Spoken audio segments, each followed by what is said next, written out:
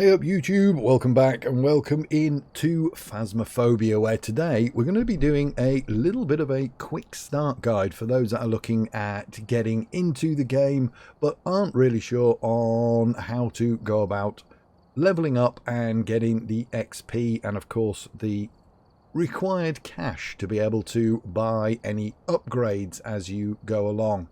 So you start with a selection of items here, which are collectively known as the starter items.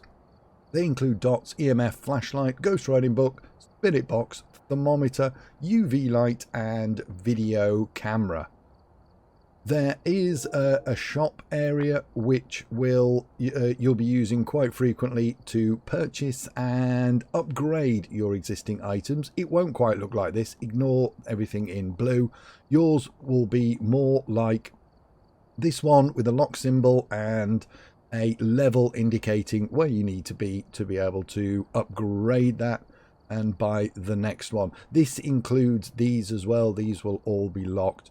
The main equipment are here, as we've already just said. These will all be unlocked at tier 1. Now, as you would expect, tier 1 isn't as good as tier 3 in some circumstances, and does take a little bit longer to be able to find out which ghost it actually is, but nevertheless it is completely possible, and you just have to have a little bit of patience. With the map, these will all be marked out, and the first map you will be doing is Tanglewood, which in the description it is where it all started. Tanglewood is the smallest, with 11 rooms and 2 floors. It is a good little map actually, and it is great for leveling up if you just want a few quick games later on in the game, maybe to try and get to a level to unlock something. You can just shoot in, shoot out, for the most part anyway, and guess your ghost. There's no huge walks or anything that need to be done. We will, if people require, we can go into the shop, the equipment manager, and quick loadouts in a future video. Let us know in the comments if that is the case. I've slightly changed the difficulty on this. I put it as a custom. What I've done is taken the amateur difficulty level, and I've just removed a few of the items, the setup time for instance, and the ghost which one, grace period. They don't really actually do a great deal other than allow me to speed this video up a little bit so we can get a bit of action a little bit earlier, so you're not trudging through. But without further ado, let's jump into Tanglewood. Let's see what we've got. Okay, so the first thing we do when we get into the van is we can take a look at the equipment. These are our starter items. These are the only bits of equipment we have until we start to level up, get some XP and get some money behind us. That hopefully is the plan for today, and show you how easy or difficult this actually can be. So we have, we'll go through them as we take them. The thermometer I always take. That's usually my first point of call. The thermometer obviously gives an indication of room temperature. Now, rooms of 5 degrees and below usually contain the ghost. Not always, certainly if it's snowing outside and you haven't turned the breaker on, for instance, so the lights are on, but usually 5 degrees and below does indicate that the ghost is, that is the ghost room. We will take a torch. The torch is turned on with right mouse click, or if you're not, if you don't have the torch equipped, you have that, then just pressing T will turn it on and off. The ghosts do, some ghosts do react to electrical items. Some of your, so for instance, the spirit box and the EMF, it will pick those up and come and find you. So it's always worth knocking the torch off, or any other electronic items that you have, to give you the best chance when hiding. I will take the video camera. Video camera is used for detecting orbs. It's the only item that will detect orbs, and you do that by enabling the night vision mode. We'll go through these again when we're using them. This is the map. The first screen does show the map. Up and down arrows just shows the level, and it does show, let me just go down, it shows that little green electricity symbol, shows where the breaker is in the house. This one is in the basement. However, on amateur the breaker will be on, so you can turn the lights on immediately.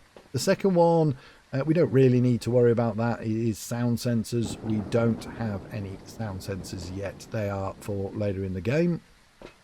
The sanity is basically your main thing in the game. It's your HP, if you like, your health, whatever you want to call it. Keeping that above 50 is advisable. Most ghosts hunt at around 50% or below. There are some that do hunt above. In fact, there is an achievement in Steam where you have to be hunted by a ghost within 60 seconds of walking in the house. So there are ghosts that can hunt higher than that, but generally 50% is the key. There are tablets, pills and potions later that you unlock that enable you to top that up, but at the moment keeping lights on in the house is essential for keeping your sanity up. If you walk around in the dark, you may feel very brave, but that sanity will drain and you will get hunted a lot faster than leaving the lights on. The activity monitor shows what's going on in the house as well, what the ghost is actually doing. We also have this board which gives the name, how many cases that you've taken. It also gives some optional objectives as well. These are for being able to complete perfect investigations, but for the most part I wouldn't worry too much about those, as most can't be completed anyway until later in the game. So for instance, get the ghost to blow out a firelight. We don't actually have any firelights or candles at the moment, so they will come. This is all about getting practiced with the starter equipment. First thing is grab the key. That's the key to the house. If you're playing in more than one as a multiplayer, then just one person needs to grab it and everybody can open the door. Then press the keypad and the magic doors will open, leading to our first house. Tanglewood is quite a nice one. It is small.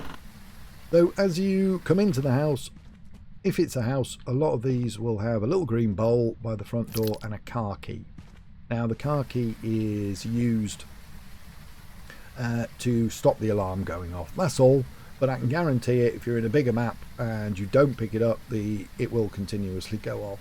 So it's always worth picking up. The journal is possibly one of the biggest things in here. It gives various items about cursed possessions, how to gather the evidence and use the various items in the game. It also gives us our overview, which is objectives and what we've managed to pick up so far, main door and the car key. Photos, again, we don't have a camera at the moment, but for later. What on earth was that? Has it just turned the breaker off? It has. Okay, well, that's ideal, because it means we have to go down and find the breaker. We can actually rule out Jim, because Jins can't turn the breaker off. The photos, later in the game, when you're trying to get the perfect investigation, you do need to get 10 3-star photos throughout, and that includes finding the bone as well. You can take a photo of that, and a photo of the ghost if you happen to see it. And there are other things that you can take photos of, such as salt, such as interactions, door moving, but some of these are a little bit tricky to get, so I won't go into too much detail as we don't have a camera. The evidence page is probably the main thing in the journal. This is where you would cross off an item if you have found it, or you would rule it out if you haven't found it and you're absolutely sure So for instance, no ultraviolet or EMF. It will then remove any ghosts that contain EMF and ultraviolet. Conversely, if you've ticked it, it will remove any that don't have EMF level 5. I know I say tick, but it is a cross. So we'll just remove all of those at the moment. Here's your list of ghosts, and ghost information can all be found here. So this will give you the 3 bits of evidence that is required, and it will also give you strengths and weaknesses and a brief synopsis about the ghost. Well, the only thing to be careful of, all ghosts have 3 evidence except the mimic. Mimic does have 3 evidence, and if you get those, it is a mimic. You don't need the 4th bit. And the 4th bit is orbs. Orbs show up regardless of how many evidence what evidence difficulty you are on. So for instance, if you're doing 0 evidence, so the ghost doesn't give you any at all, then the dots will still show, the orbs will still show up when it comes to the mimic. That is the only time they will show up. Even if the other ghosts have orbs, they don't show. Only the mimic does show. Right, let's get into the house. Okay, sounds like he's turned a radio on. It has. Don't ask how the radio works without the breaker on. It's obviously some good battery powers there. We can just turn it off. So temperature immediately gone down to 5 degrees. So we can safely say this is the ghost room. Cold breath is also an indicator. It doesn't indicate freezing as it used to. It just indicates that there is a possibility that the ghost is in the room. One thing to be careful of though, when it's outside, when it's snowing outside, the whole house can be incredibly cold anyway. Close those. We will quickly move down and we'll turn this light on. There is the bone. The bone you will need to pick up. It gives $25 extra, but also does your collection in the lobby as well, which will slowly fill up. So we noted it was downstairs. I'm going to turn this light on as well. There is a maximum of 8 lights in the house, so this one isn't too bad. I don't think there's much more over 8, but if you turn on the 8th one, it will trip the breaker and can fool you into thinking that the ghost has done it. But it is actually you. Because we found the bone, I'm just going to turn that off. Okay, we've located the ghost room. Probably don't need the torch. It may or may not turn the breaker off again. Temperature wise, just keep an eye on it. It has gone down to, that did actually dip to 0, and 0 is freezing. But we can leave it there for the moment and we can check back up on it later. Because I've got the video camera, we can check for orbs. Orbs are little floating white things. They are quite obvious when you actually get to see them. Just have a quick scan around the room. There's nothing up there. Okay, that's fine. It's right click to change between daylight mode and night vision mode, the video camera. To place it, just press F. I think that's going to fall off. No, it's not. So place it, F, and make sure it is pointing in the right direction when you do that as well. The reason we place it is that we can leave it and it gets turned on. If you just throw it on the floor, it won't be turned on. And we can't see it from the van. Oof, blimey. This is actually classed as the toughest weather, is the raining. Mainly because of the sounds. The thunder is quite frequent and does block off and does mask any sounds coming from the ghost, so you don't always hear it. Now that we've placed the camera, we can use the mouse to scroll to that camera and we can see inside the room. Again, we use the keyboard to switch between day vision and night vision. If I'm honest, keep it on night vision. You can see both the dots which will go in place now, and you can see any orbs that potentially could appear. Normally they don't. If they're not there at the start in the ghost room, they rarely appear. So for this, we'll take the dots on the next run, and we will take the ghostwriting book, because sometimes that can take a while, and we'll take the UV. So the dots will show the figure of the ghost and are part of the evidence as well. The dots are pretty cool, actually. This is obviously the very basic one. Is set the alarm off again. So you can have a look and wander around the house if you're looking for the ghost with this. But obviously not all ghosts have dots. So it is, there we go. That was perfect. That was a perfect example of the dots right there. Again, to place, you can pop the dots down and make sure they're pointing in the right direction. Now, if you are nervous about being in the house at all, we can in fact, let me just put this down first. The ghostwriting book is as it says. The ghost does write in there. So if you press F to put this down, one thing to note just quickly is there is always a pen or a pencil on the ghostwriting book. Some of the writing can be very, very faint and can be difficult to see, especially if you're trying to glance with the light off. If you're just wanting to scoot in and scoot out, you don't have a torch. If the pen or pencil has disappeared, it has written in the book. So it doesn't remove the pen or pencil if it hasn't written. So it is a good little pointer to allow you to be able to scoot in dead fast and have a look.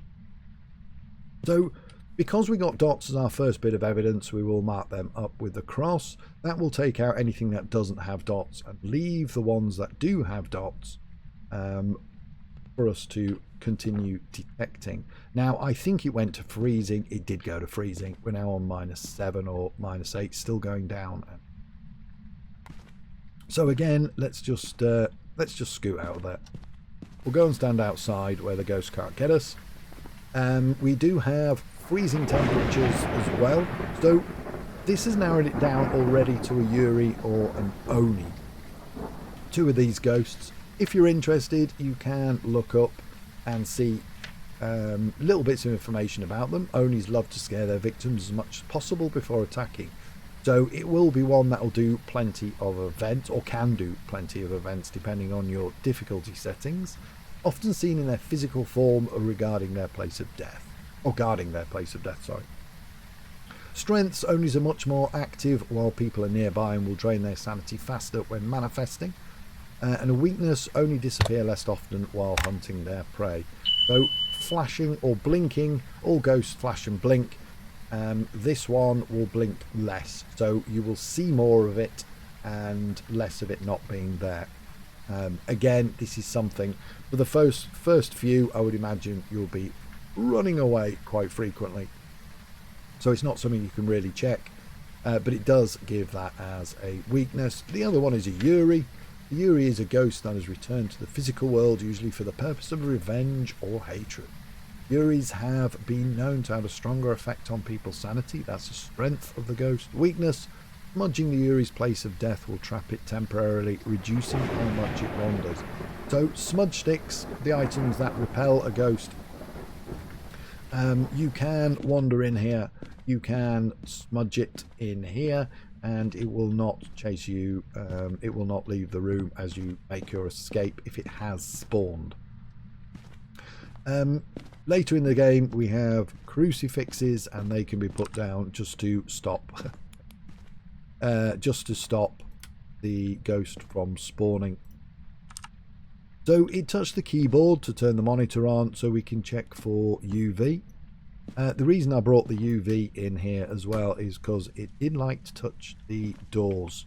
We're looking for fingerprints, small little fingerprints on there. We're looking for full handprints on doors, and also when you get the, let's chuck the camera as well. When you get the salt, it will show footprints as well. So here we go. On most of the levels, UV is set to 100%. Now that means that if it's there, it will show up. So because it didn't show up and it had touched the door, we can effectively rule out ultraviolet. Now, for the first few times, I'd be a little bit careful with that. If you haven't searched the door properly, if you've kind of like wafted it around dead quick, or you've checked the back of the door, for instance, not the front of the door, so you've come round the door shut and you've just gone like that, rather than opening up and checking both sides properly, then you could that could become a false positive. No, the other way around. You could cross it off and it actually does have it. However, on this instant, we can pretty much safely say that it doesn't have UV. Yuri and Oni obviously don't have UV, so it hasn't affected anything in this case. So we can dump the UV now anyway. We'll go back in, we'll check the book. So it hasn't written in the book. We got the dots anyway. We just pop this back here. It's still active in here as well. If I pop the video camera back down, we can go and have a look in the house, in the truck, and see what's going on. Some ghosts don't show the dots, namely Goryo, whilst you're in the room. So this is night vision mode enabled. It would allow us to see any orbs that are floating around. But we can stand and watch and wait for the dots again. Nope, it's thrown the camera. Okay. So when you manage to upgrade and get unlock the new items, you will get a tripod, and the tripod is a bit more stable than just popping that down on any random surface. They do like to throw the video camera around quite a lot. The last two items that we'll take are the EMF. The EMF is the only one that counts is EMF 5, and as a tip, I would make sure that it does register a 5 for a good second or two. If it just blips up there and drops straight back down and hovers around a 4, for instance, then I'd be careful classing that as a level 5. You might want to do that 2 or 3 times to test for it. There are some ghosts that won't do anything while you're in the room, namely shade, so you have to be a little bit creative and try and set up a way to... Oh, immediately, that is a huge level 5 outside the house. It's because the room is right here. But if you're not detecting it, what I often do is try and balance that by using G to throw it, and balance it against a wall. Then if you put your video camera down, you can actually watch that from the truck. So we've got a level 5. That was a very obvious level 5. There we go. Huge level 5. And then it just died off it. One thing to remember as well, that a hunt, if we get a hunt, the level 5 does not count. It only accounts when after an event. It's throwing that around. Only counts after an event, or in the room like this, as we are. Every item that it touches will leave a minimum of level 2. So if it touches the door, it will be a level 2. Hang on. Hang on a minute. Did it not touch that? Was it this it touched? Oh, there we go. Yeah, it was this it touched. I thought it touched the front door. So, obviously we have seen the level 5 though, so we can... Oh, it's thrown the book as well. Where the hell was it? Where's it thrown the book? Oh, and it's turned the breaker off as well. Okay. Right, so we'll just scoot out. We'll quickly go and check our sanity so we can be aware of whether we're going to get a hunt or not. These two ghosts do hunt at about 50%. We're at 77. So we're pretty safe for a little bit yet.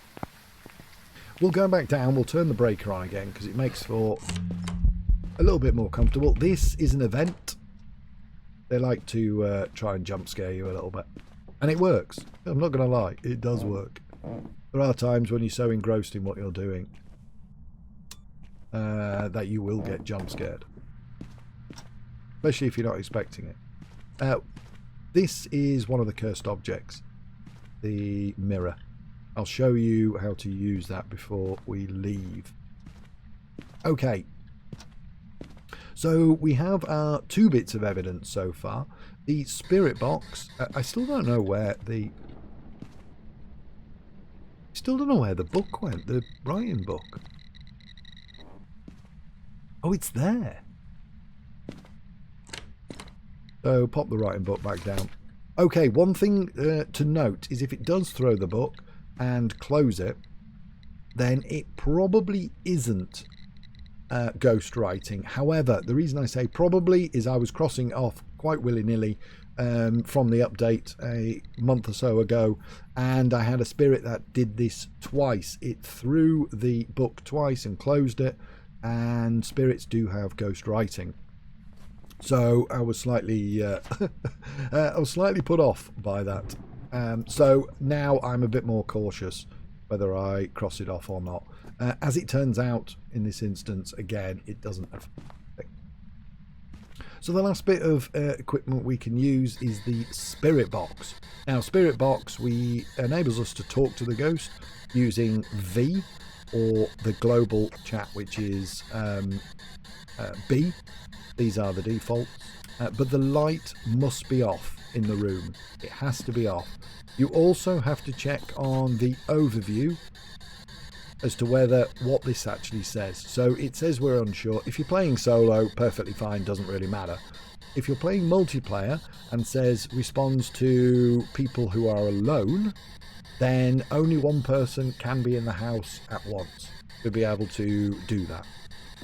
So always worth checking if you can't get a response from it. All we do then is chat to it and ask it questions. The usual questions are you old? Are you young? Where are you? How old are you? Are you friendly? Are you going to kill us? And then you can ask stupid questions as well, just to try and lighten the mood. A few, do you like cheese or pizza, or what's your favourite meal? They don't always respond, but you do get some random comments sometimes, which does make for a little bit of an amusing time. Are you old? Are you young? Where are you? Why have you turned the light on? Can you talk to me? Don't turn the light on, please. How old are you? Where are you? Are you old? Are you young? Are you not talking? Are you still in the room? Okay, so whoa, yoikers. We did have level 5, didn't we? Before we click level 5, the front door, you notice, was closed. There's only one ghost that can close a door. The front door outside of a hunt. All ghosts close the door when there's a hunt on, but since we haven't had a hunt and that is closed, it can indicate a Yuri. In this case, it doesn't, which is kind of annoying. We do have an Oni in this case. Onis are... They hasn't evented very much. He hasn't done a lot, to be honest. We've had 2 or 3. But that is it. So we'll still have plenty of sanity. You'll notice cupboards. These are excellent hiding spots and probably worth, as you're going towards taking on, going to switch the breaker on or wandering around the house looking for the bone, finding the hiding spots quickly so you know where you can go to. There's hiding spots in there too. You can't actually hide back there. Oh god. So it is starting to event now a little bit more. Our sanity's getting down, so it's going to start to mess around with us. If you get a slower ghost, you can actually loop it round here, but it does take a lot of practice, and is usually helped by having smudge sticks, which, as mentioned, we don't have. There is another hiding spot down here as well. It'll be down here behind here. These don't look like they do much, but they will protect you. So the ghost will come all the way around and it won't see you at all because we are hidden. So we'll take the mirror. We'll take the mirror and we'll come in here and hide. And that way I won't get killed showing you what's going on. The mirror, the cursed mirror, shows us which room the ghost is in. So you would do that by right-clicking the mouse. It shows us enough so we can see where it is. Okay, I did that on purpose. This is why I hid. If you use the mirror for too long, you see it's walking around behind us and we're perfectly safe. It does sometimes go past and open up these shutters, so you have to be quick in closing them again. The hunts in amateur are fairly short as well, they're only 30 seconds. Cursed hunt is slightly longer, it's probably 60. I don't know what it is in amateur actually. There we go, we're done anyway. So holding on to the mirror for too long and looking at the room will crack it and cause a cursed hunt. All the items, cursed items in the game will cause a cursed hunt if used either incorrectly for too long or with the tarot cards and the voodoo doll if a certain thing happens whilst you're using them. But they do give indicators as to where the ghosts are. They all work in slightly different ways. That shows the room, for instance. The voodoo doll will, as you're putting the pins in, it will make sounds so you can narrow down whereabouts it actually is.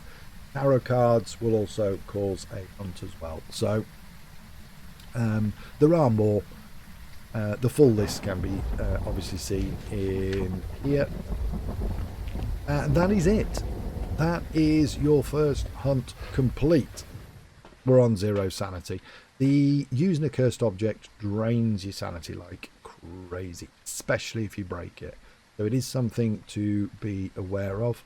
A lot of people will, for instance, if they're playing multiplayer, they'll grab the cursed object, they'll come to the front door, they'll try and crack it, leaving their friend inside and step out. You do have to be fairly accurate though, because